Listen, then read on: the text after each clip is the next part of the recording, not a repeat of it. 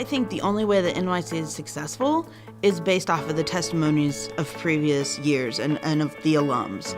That's why I think teens go. I think it's the stories they hear of people that they know and respect and have a relationship with, and how impactful that event was in their lives that makes them want to go and experience it for themselves.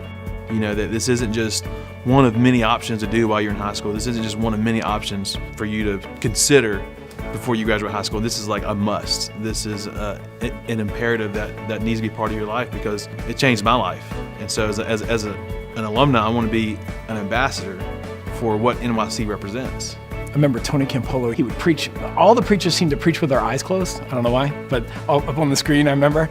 And I'm like 16 sitting there, and he's like, "We didn't bring you to NYC to make you nice boys and girls. We brought you here to become radical followers of Jesus Christ." And I was like, yes, that's what I want to be. God just kind of tapped me on the shoulder and said, it's time. I want you to come down and accept the call to youth ministry. And I said, no, I don't want to do that. And I kind of wrestled with God in that moment.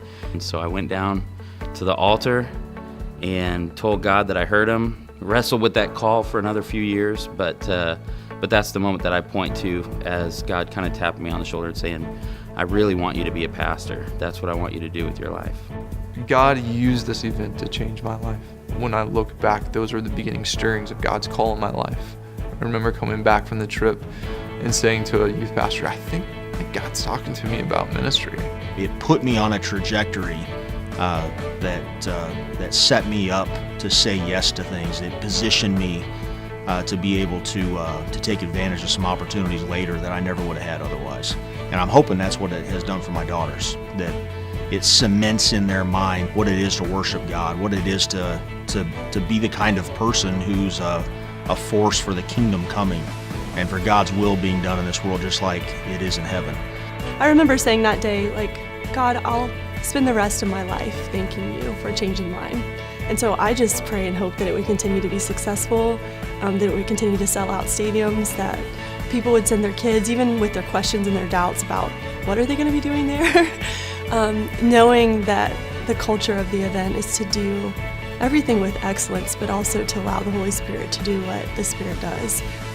When you gather that many students in one place, many of these students are coming from smaller churches. Even our larger churches need to see this is bigger than just my little world where I'm at. I think that's critical for a lot of those students. It's a huge moment for a student to see they're part of something so much bigger than themselves, especially students, well, really from any size church, to be able to have that context of knowing I'm part of a big family. I'm part of an international church in a lot of ways. NYC made my world way bigger. And God's going to show up here. There's something about what we do as Nazarenes every 4 years that I can't explain, but it's worth it. That's what I'm saying.